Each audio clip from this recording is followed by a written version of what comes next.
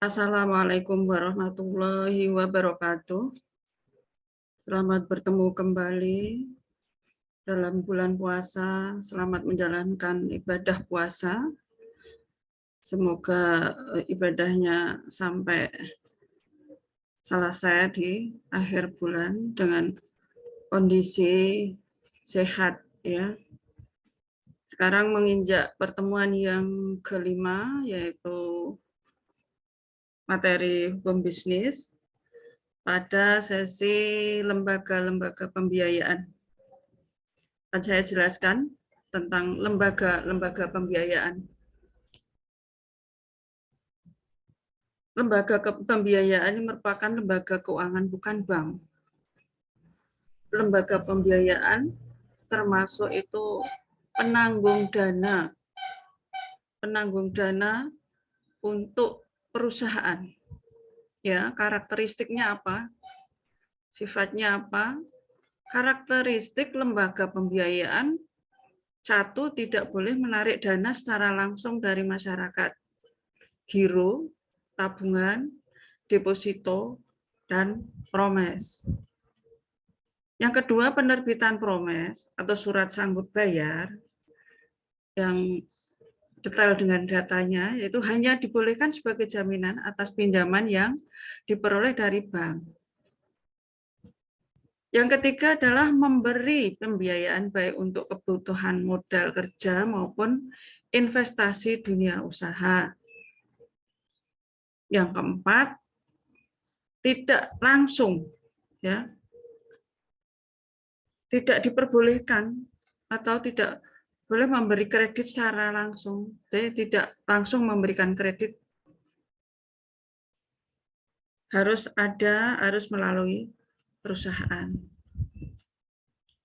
Pihak yang terkait itu siapa ya? Yaitu lembaga pembiayaan yang terkait adalah vektor. Vektor adalah perusahaan anjak piutang, pendana, penanggung dana, pihak yang memberikan jasa anjak piutang kepada klien. Klien itu siapa? Klien yaitu supplier, pihak yang menerima jasa anjak piutang dan menjual barang atau jasa secara kredit kepada pelanggan, customer, atau konsumen. Ya, kliennya siapa saja? Ia terdiri dari perusahaan-perusahaan. Sedangkan customer adalah nasabah. Pihak yang membeli barang atau yang menikmati barang dan jasa dari klien dan mempunyai kewajiban berupa hutang jangka pendek kepada klien. Di antaranya yaitu orang-orang yang membeli barang, contohnya yaitu membeli mobil. Mobil, penanggung jawab pembiayaan adalah vektor. Sedangkan mobil dibeli dari Nasmoko atau dealer Honda.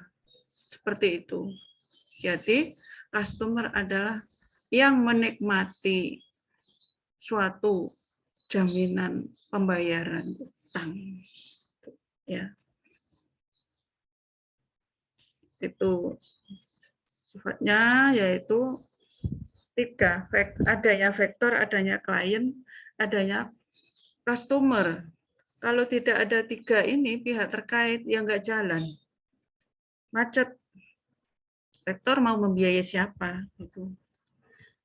Anjak piutang atau factoring, pengertiannya adalah suatu badan usaha yang melakukan kegiatan pembiayaan dalam bentuk pembelian dan pengalian serta pengurusan piutang atau tagihan jangka pendek suatu perusahaan dari transaksi perdagangan dalam atau luar negeri. Itu perdagangan dalam atau luar negeri bisa ditanggung oleh anjak piutang. Terdapat pada nomor Keputusan Menteri Keuangan 1251 KMK 013 1988 tanggal 20 Desember 1988.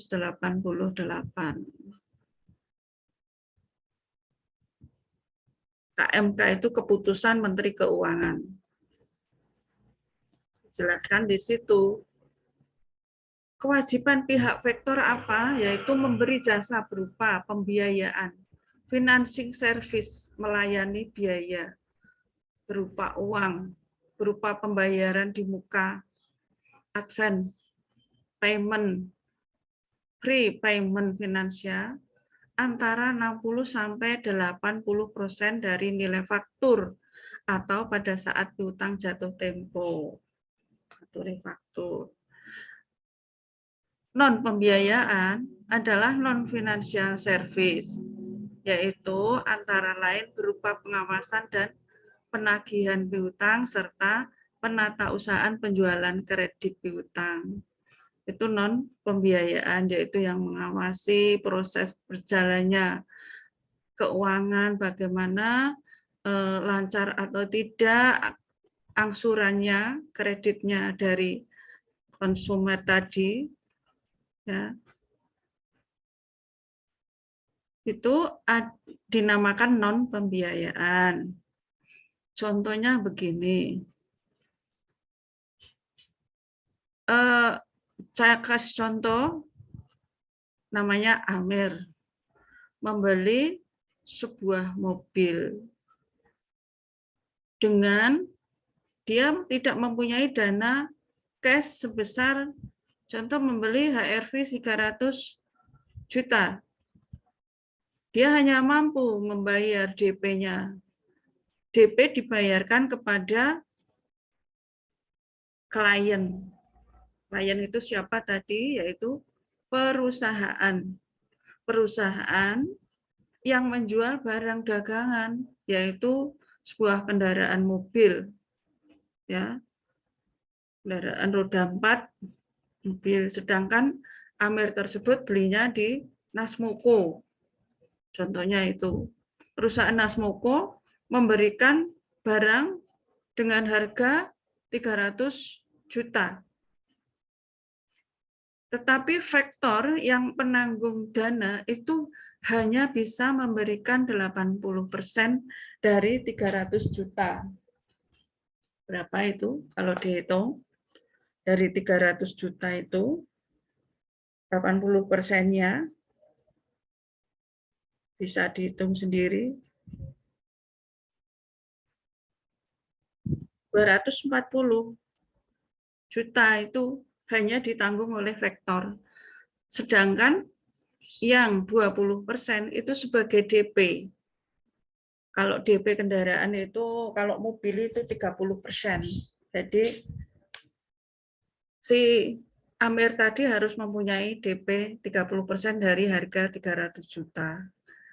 Amir adalah customer, nasabah yang menikmati suatu barang pembelian dari perusahaan, yaitu kliennya dari anjak piutang. Tuh, itu suatu contoh itu. Jadi sudah jelas tentang anjak piutang, vektor, klien, dan customer. Kewajiban klien apa? Yaitu kewajiban klien menjual atau menjaminkan piutangnya kepada pihak vektor. Dia tenang kalau sudah dijaminkan pihak vektor. Pihak jasa keuangan memberikan balas jasa finansial kepada pihak vektor. Jadi perusahaan tersebut memberikan fee, memberikan hadiah kepada vektor. Contohnya, contoh dari vektor itu siapa saja? PT, SG Financier, contohnya satu itu. Societe Generale, Aditama Financier, itu contoh-contoh dari factoring. PT IFS Capital Indonesia, PT Viva Financial, PT Tifa Financial, dan PT Artamas Financial.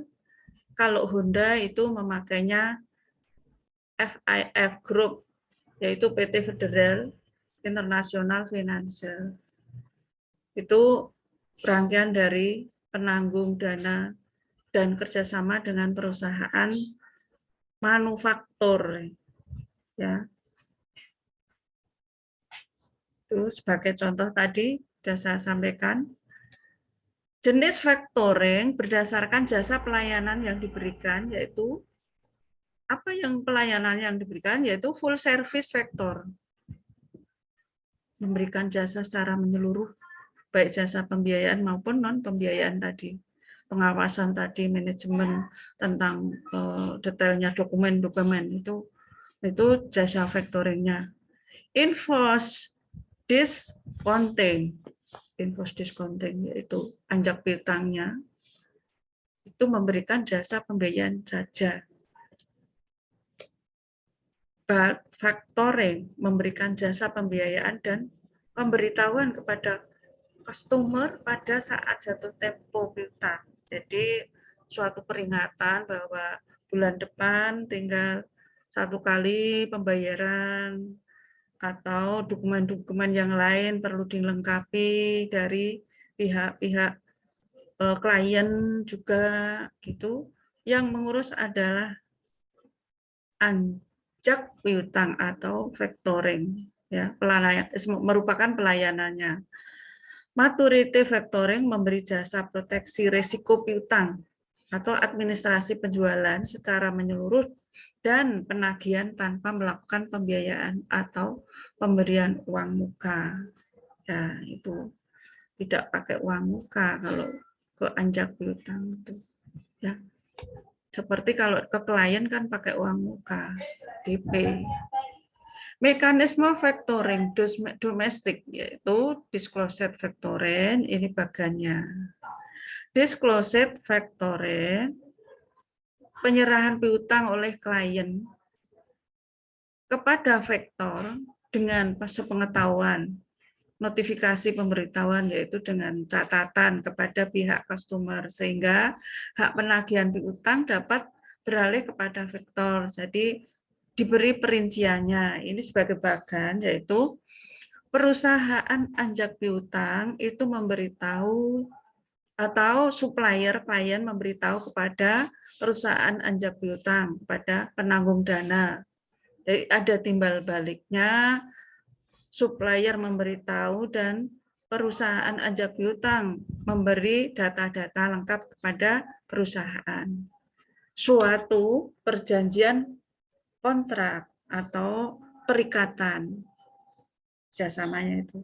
Sedangkan perusahaan anjak piutang kepada customer atau konsumen, pelanggan, atau pemakai barang dari klien, itu adanya pelunasan biaya itu langsung ke perusahaan anjak piutang. Atau perusahaan anjak piutang mengadakan penagihan kepada customer langsung.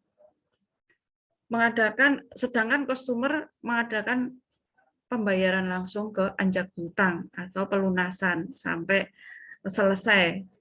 Sedangkan hubungan klien dengan customer yaitu penyerahan barang atau pemberitahuan bahwa nanti sekian dana yang diberikan diangsur sekian kali, jumlahnya tiap bulan sekian-sekian itu diberitahu dari perusahaan klien, perusahaan penyedia barang. Sedangkan undisclosed factoring yaitu kebalikannya, yaitu penyerahan piutang oleh klien kepada faktor tanpa sepengetahuan atau pemberitahuan pada customer. Jadi hubungannya langsung, hubungan perusahaan anjak piutang faktor pada klien itu satu, merupakan kopi faktur itu diberikan pada anjak piutang. Pembayaran muka atau pembayaran 80% itu anjak piutang memberitahu pada klien dan klien memberitahu pembayarannya sampai sekian itu ada timbal baliknya. Sedangkan hubungan dengan customer, klien dengan customer, suatu penjualan barang, fakturnya termasuk ada buku jaminan servis itu, termasuk jenis-jenisnya. Terus garansinya itu dari klien ke customer atau debitur. Sedangkan customer memberitahu kalau sudah ada pelunasan. Dalam hal ini, hak penagihan piutang tidak dapat dialihkan kepada vektor. Ya. Penangguhan risiko with recourse factoring. Pihak klien menanggung risiko atas piutang yang tidak tertagih. Without recourse factoring, pihak factoring menanggung risiko atas piutang yang tidak tertagih baik sebagian atau seluruhnya sesuai perjanjian. Ya, apabila mungkin nasabah itu dalam kondisi menunggak kreditnya, tidak ngangsur atau mungkin ada sesuatu, yang menanggung adalah anjak factoring atau anjak piutang. Factoring internasional. Nah, ini nanti ada bagiannya factoring internasional itu bagaimana? Anjak piutang atau penyedia dana atau penanggung dana ini sering disebut ekspor factoring, membiayai dana ekspor. Yaitu kegiatan anjak piutang untuk transaksi ekspor impor barang yang melibatkan dua perusahaan factoring di masing-masing negara. Sehingga seluruhnya melibatkan 4 pihak, yaitu eksportir, importir, ekspor faktor, dan impor faktor. Ini kalau adanya perdagangan ke luar negeri. Nah, ini penanggung biayanya ini. Mekanismenya seperti ini, bagiannya seperti ini. Ekspor faktor itu hubungannya dengan eksportir, pengiriman dana, pengiriman barang ke luar negeri. Pengiriman barang hubungannya eksportir yang menanggung biayanya semua vektor, ekspor vektor. Satu, bentuknya itu hubungannya yaitu faktur dan dokumen pengapalan. Yang ketiga, pembayaran 80% itu yang menanggung ekspor faktor. Refund 20% itu eksportir. Hubungannya dengan importir, yaitu eksportir pengiriman barang ke luar negeri ke impor luar negeri. Ya, Jepang itu menerima barang-barang dari Indonesia. Yang keempat, faktur dan dokumen. Itu akan diterima impor faktor orang luar negeri, impor faktor di luar negeri sana. Pembayarannya harus 100%, bukannya 80%. Karena itu dengan kedudukannya di luar negeri. Importir menerima faktur dan dokumen pengapalan serta pembayaran 100%. Modal ventura atau ventura capital. Apa yang dimaksud dengan venture capital? Pengertiannya adalah ini juga menyangkut permodalan, penanggung dana. Modal venture adalah badan usaha yang melakukan usaha pembiayaan, ya, pendana, penanggung dana dalam bentuk penyertaan modal, keadaan suatu perusahaan yang menerima bantuan pembiayaan untuk jangka waktu tertentu. Pasal Keputusan Presiden nomor 61 tahun 1988. Konsepnya seperti ini, konsep modal ventura adalah satu, tingginya expected return, penghitungan penting, penghitungan yang jelimet, penghitungan yang rahasia, yang diharapkan oleh pemodal karena besarnya risiko dalam bisnis modal ventura. Karena besar, dananya besar. Yang kedua, modal ventura lebih cenderung membiayai usaha yang menjanjikan keuntungan yang lebih besar. Misalnya, usaha-usaha baru di bidang pengembangan teknologi. Apa itu? Ya, contohnya tadi, teknologi kendaraan roda 4, mobil, atau bisa juga kereta, atau juga pesawat, atau juga robot. Nah, yang ketiga, modal venture bersedia membiayai gagasan atau inovasi yang akan dapat dikembangkan menjadi suatu realita usaha yang memberikan keuntungan berlipat ganda. Pembiayaan dalam bentuk penyertaan modal saham, equity financing dengan jangka waktu tertentu. Jadi memasukkan saham jangka waktu tertentu biasanya 10 tahun ya, maksimal. Lebih dari itu ada perhitungan kembali. Yang keenam adalah dalam perkembangannya penyertaan tersebut di atas dapat dimodifikasi menjadi semi equity financing.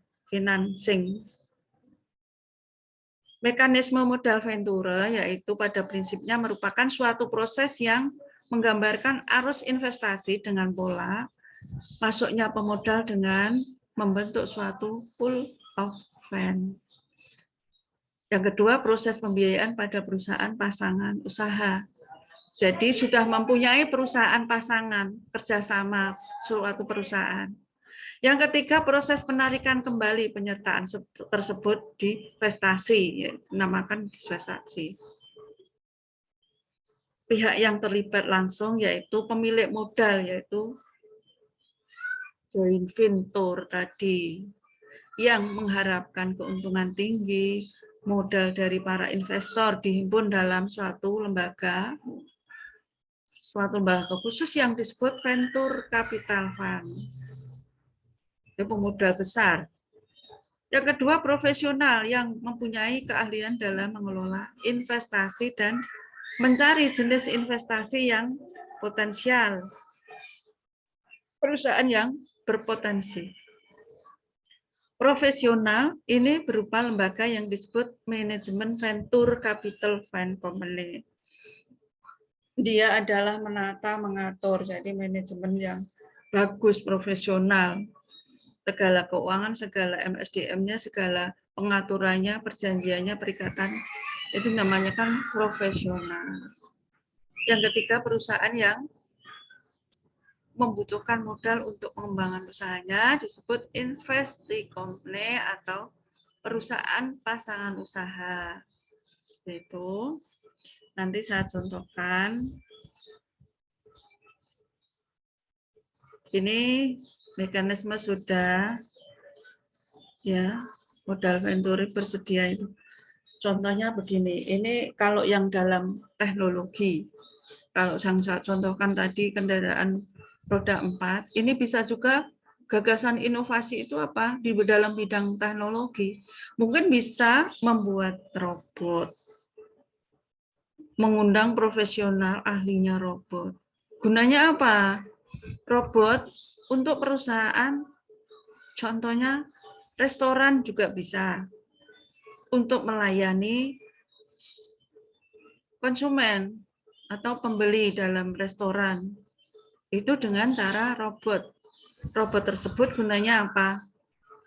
Robot tersebut gunanya untuk mengambilkan atau melayani atau mencuci piring atau membersihkan di restoran. Itu kalau di Jepang sudah ada, di Indonesia belum ada.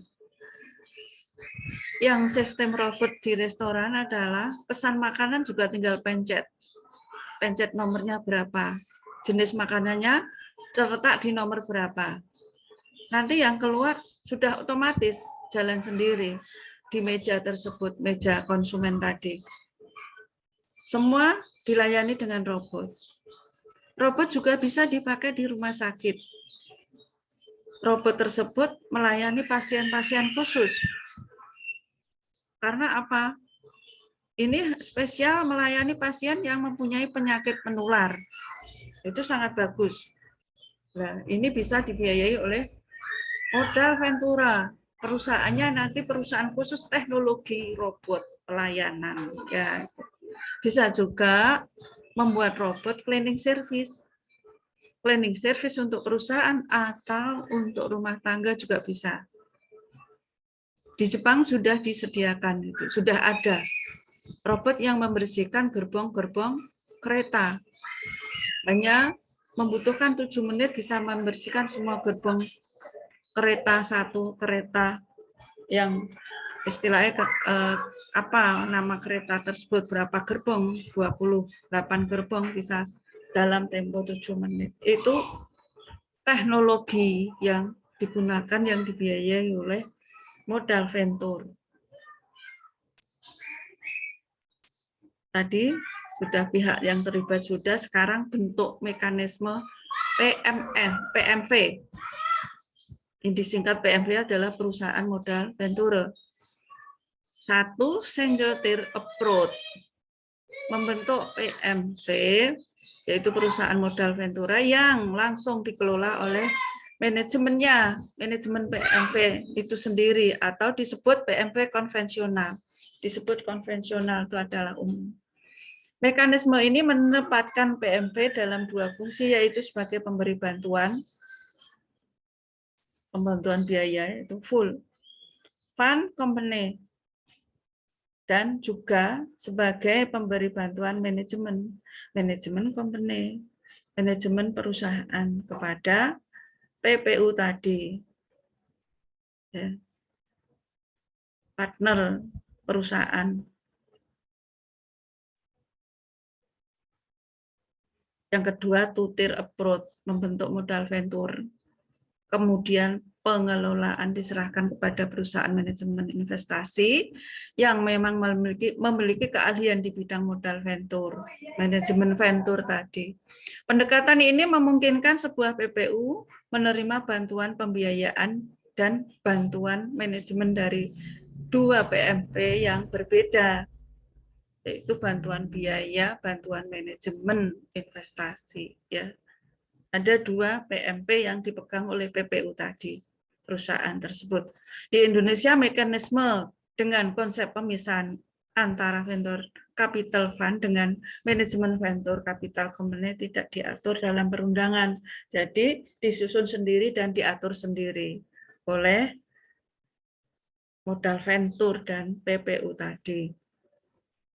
Karakteristiknya apa? PMV, pemodal venture tadi, ya, merupakan equity, quasi equity financing, di mana pembiayaan yang diberikan dalam bentuk penyertaan modal.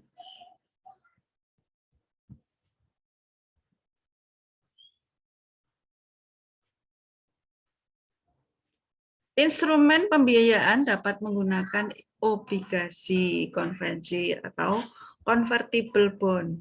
Bentuk pembiayaan ini disebut semi-equity financing.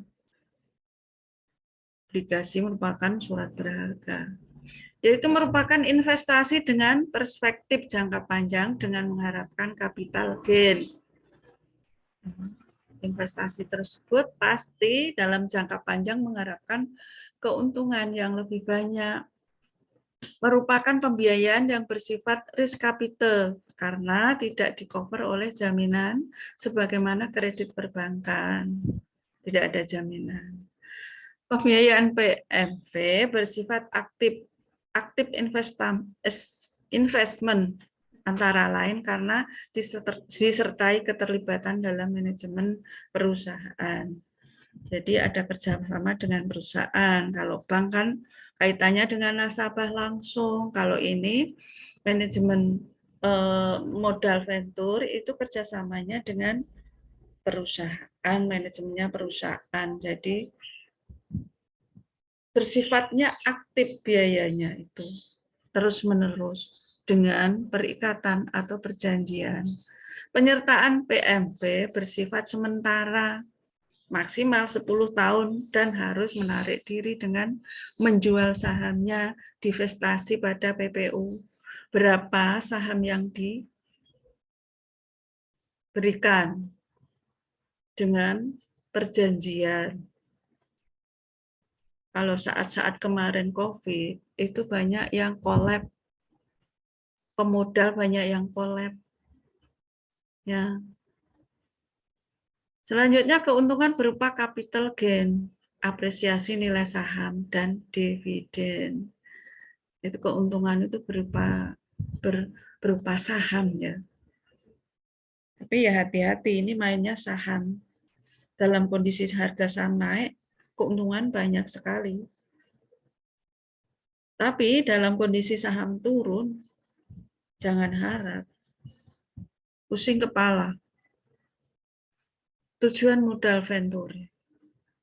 Selain berorientasi pada keuntungan dan dengan risiko yang tinggi, pembiayaan modal ventura bertujuan satu, memungkinkan dan mempermudah pendirian suatu perusahaan baru. Tadi contohnya perusahaan besar, perusahaan yang mendirikan perusahaan teknologi. Yang saya contohkan adalah robot. Kalau perusahaan manufaktur ya, di sini sudah ada, di Jakarta sudah ada, di Indonesia sudah ada. Seperti mobil itu perakitan, seperti komputer, perakitan komputer sudah ada. Perakitan apa lagi? Mungkin mesin-mesin yang lain, mesin cuci atau mesin elektronik atau TV dan lain sebagainya sudah ada. Yang kedua, membantu perusahaan yang mengalami kesulitan dalam pengembangan usahanya. Oke. Modal venture itu membantu perusahaan yang mengalami kesulitan dana. Itu kalau bank itu kan bunga berbunga. Kalau modal venture itu saham. Yang ketiga, membiayai pengembangan produk maupun yang mulai mengalami kemunduran. Yang keempat, membiayai produk teknologi baru yang siap dipasarkan. Yang kelima, memperlancar mekanisme investasi dalam dan luar negeri. Mengembangkan proyek research and development. Yaitu modal venture itu juga bisa membiayai riset-riset awal atau riset-riset pembangunan atau riset perusahaan. Nah, yang ketujuh, mengembangkan teknologi baru dan alih teknologi. Tadi sudah saya beri contoh, pelayanan diganti robot. Itu inovasi teknologi, lebih praktis, lebih efisien, lebih murah. Hanya modal biaya sekali. Tidak tiap bulan menggaji, istilahnya seperti itu. Yang kedelapan adalah pengalihan kepemilikan suatu perusahaan. Cara penghimpunan dana dengan cara satu, leverage venture capital, yaitu sebagian besar penghimpunan dana dalam bentuk pinjaman dari berbagai macam pihak. Sedang modal sendiri relatif jauh lebih rendah. Dana ini kemudian digunakan oleh PPU Investasi Company untuk investasi suatu kegiatan usahanya. Ya. Kalau mau mendirikan, biasanya perusahaan kan dananya kurang, yaitu menghimpun dana dari leverage venture. Yang kedua, equity venture capital company.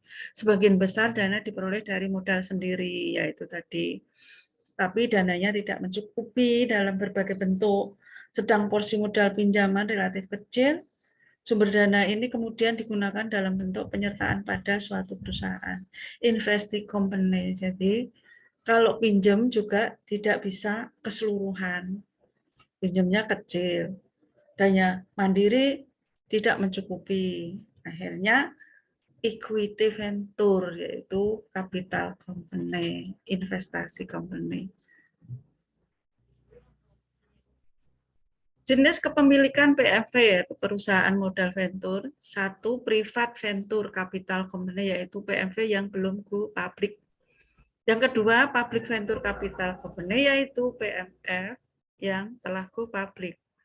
Yang ketiga, bank venture capital company, yaitu PMF yang didirikan oleh bank untuk tujuan misi khusus, misalnya dalam rangka pengembangan usaha kecil, UMKM, KM-UKM tersebut.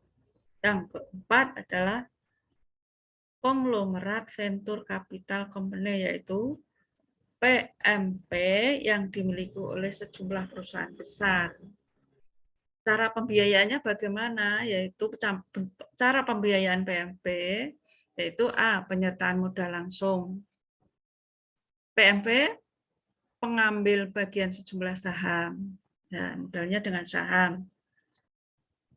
PPU atau equity financing dengan cara bersama mendirikan perusahaan baru atau diambil dari portofolio saham.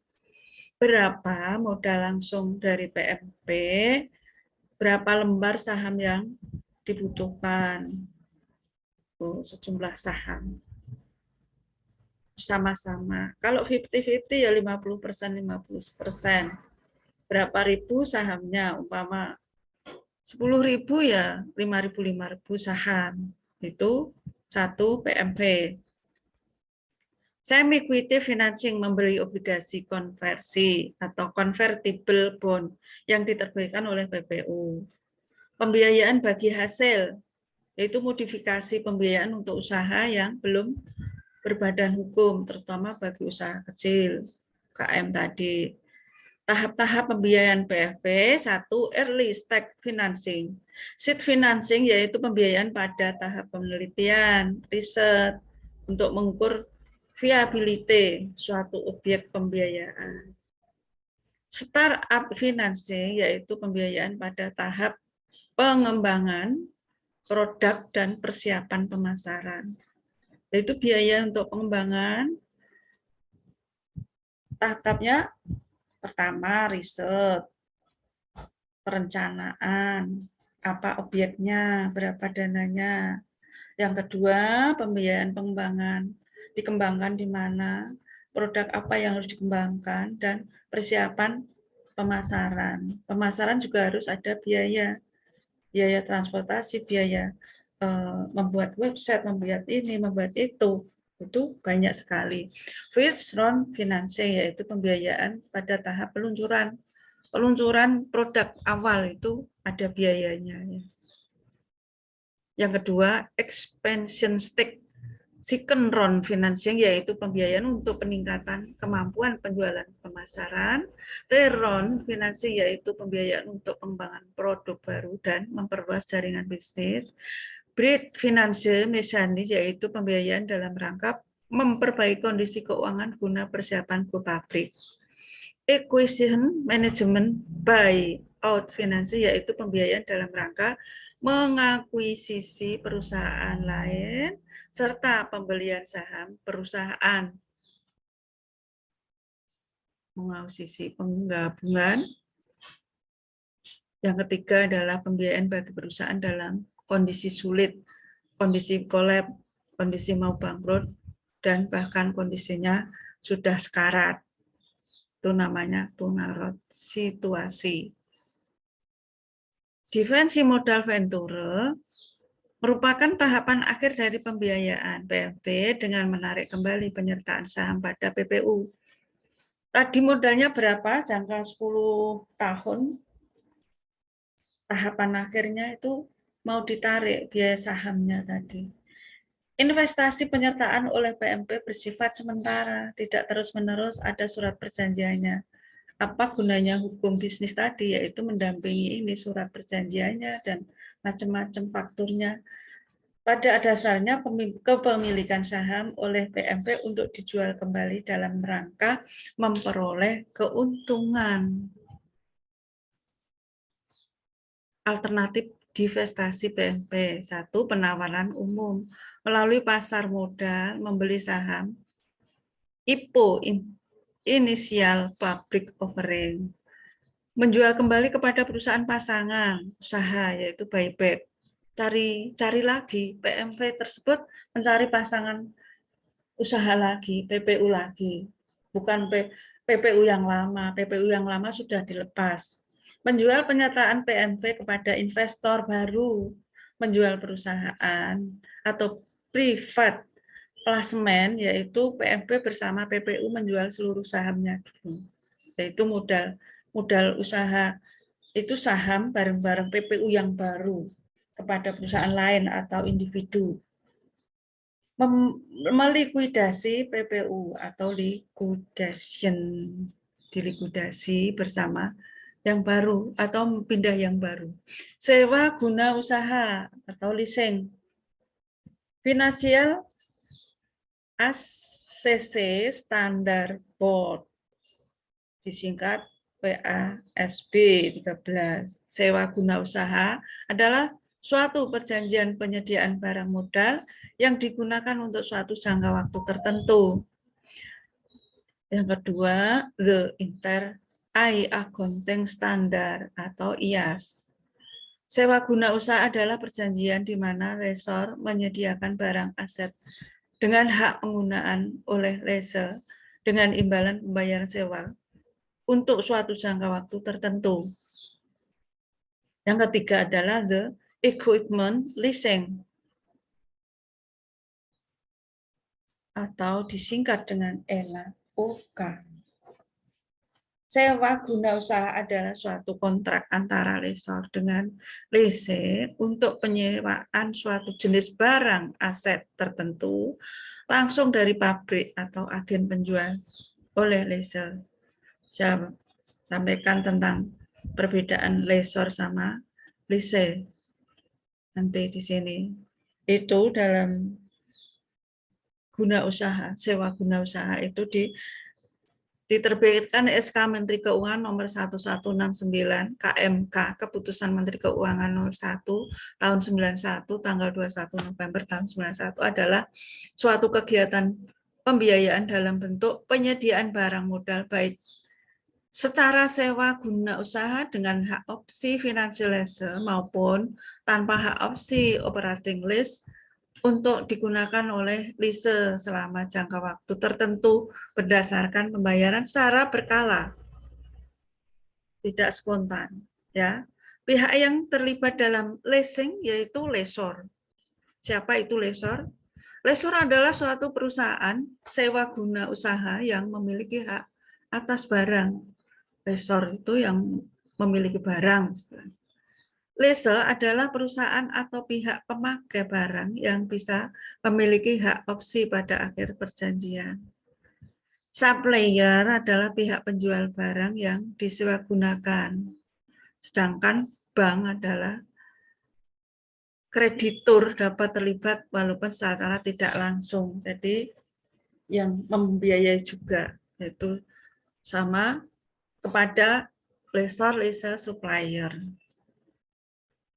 Kan saya jelaskan pada bagan, yaitu mekanismenya bagaimana ini transaksinya, yaitu lessor itu hubungannya dengan lessor, yaitu saya jelaskan hubungan lessor dengan supplier dulu. Lessor menghubungi supplier untuk menentukan jenis barang yang digunakan, spek harga, waktu pengiriman, waktu pemakaian, dan jaminan purna jual atas barang yang di lessor. Lessor melakukan negosiasi dengan lessor tentang kebutuhan pembiayaan. Ya. Lessor dengan lessor itu butuh biaya berapa? Itu yang kedua. Yang ketiga adalah lessor. Hubungannya dengan lessor yaitu letter of offer atau komitmen letter kepada lessor. Perjanjian. Nah, gimana? Yang keempat adalah penandatangan kontrak leasing. Itu antara lessor dengan lessor. Itu yang keempat. Yang kelima, lessor dengan supplier. Pengiriman order beli kepada supplier. Yang keenam, pengiriman barang. Yang keenam itu hubungannya lessor dengan supplier. Suatu pengiriman barang dan pengecekan barang oleh lessor sesuai dengan pesanan. Yang ketujuh, penyerahan dokumen oleh supplier. Nah, ini yang ketujuh kepada lessor. Yang kedelapan, pembayaran oleh lessor kepada supplier. Ini pembayaran pada supplier. Yang kesembilan, pembayaran sewa lessor payment secara berkala. 9 ini hubungannya lessor dengan lessor. Ya, bahkan sudah saya sampaikan menginjak pada jenis perusahaan leasing. Satu, independent leasing company. Leasing jenis ini berdiri sendiri dari pihak manapun. Contohnya bank. Bank dalam hal ini dapat memberikan pembiayaan kepada lessor maupun kepada supplier atau vendor dengan komitmen. Yang dua, captive lessor. yaitu apabila supplier mendirikan perusahaan leasing dengan tujuan meningkatkan penjualan. Jenis ini sering disebut two-party lessor, di mana pihak pertama adalah perusahaan induk dan anak perusahaan leasing, sedang pihak kedua adalah lessor. Yang ketiga, lease broker. Broker itu yang menghubungkan, berfungsi mempertemukan calon lessor dengan pihak lessor, serta memberi jasa lainnya yang dibutuhkan dalam suatu transaksi leasing. Harus ada penghubungnya. Kalau pertemuan orang dengan jodoh itu mak comblangnya, menghubungkan, itu broker. Teknik pembiayaan leasing yaitu A. Financial lessor. Lessor yang membiayai dan sebagai pemilik barang modal, ya, penanggung dana, penanggung biaya. Lessor membayar sewa, lease payment secara berkala. Sewa terdiri atas biaya perolehan barang dan biaya lainnya serta split yang diinginkan full buyout lessor. Sedangkan lessor tidak dapat membatal kontrak secara sepihak sebelum kontrak berakhir kepada lessor. Lessor memiliki hak opsi untuk membeli barang sesuai dengan nilai sisa, residual value, nilai sisa yang pada bentuk transaksi financial lessor, yaitu direct financial lessor. Lessor terlibat dalam proses pembelian barang modal dari supplier yang dibiayai lessor dan langsung disewakan pada lessor. Sell and lease back, lessor penjual barang modal kepada lessor untuk kemudian dilakukan kontrak sewa guna usaha atas barang tersebut. Tujuannya yaitu membantu lessor yang mengalami kesulitan modal kerja. Lessor bank atau kredit juga jika panjang atau jangka panjang menyediakan dana sebesar 60% sampai 80% yang disebut leverage debit dan merupakan without lessor kepada pihak lessor. Dalam hal ini, apabila lessor default, lessor tidak ikut bertanggung jawab kepada bank. Vendor program, penjualan dilakukan oleh vendor dealer kepada konsumen dengan fasilitas leasing. Lessor akan membayar barang kepada vendor dealer, selanjutnya lessor akan membayar angsuran langsung kepada lessor atau melalui dealer. Cross border lessor yaitu negara di mana lessor berada berbeda dengan negara lessor. Untuk mengatasi berbagai masalah hukum dan perpajakan dilakukan oleh afiliasi atau subsidi perusahaan leasing tersebut. Yang ketiga, operating lessor. Lessor sebagai pemilik barang penanggung risiko ekonomis dan pemeliharaan barang lessor, menanggung biaya pelaksanaan sewa asuransi pajak maupun biaya pemeliharaan. 4. Ini adzan, saya berhentikan dulu dan saudara baca. Ini saya tampilkan bisa membayar sejumlah sewa yang tidak mencakup biaya perolehan barang. Lessor dapat membatalkan kontrak secara sepihak. Ya, ini metode pembayarannya, payment in advance, pembayaran sewa untuk pertama kalinya dilakukan di muka, yaitu pada tanggal kontrak ditandatangani. Payment in arrears, pembayaran sewa untuk pertama kalinya dilakukan di belakang, yaitu pada akhir periode.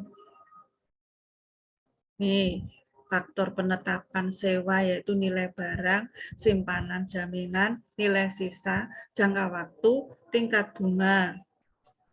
Ini kelebihannya nanti bisa dibaca, yaitu terdiri dari pembiayaan penuh, lebih fleksibel, sumber dana alternatif, off balance sheet, arus dana.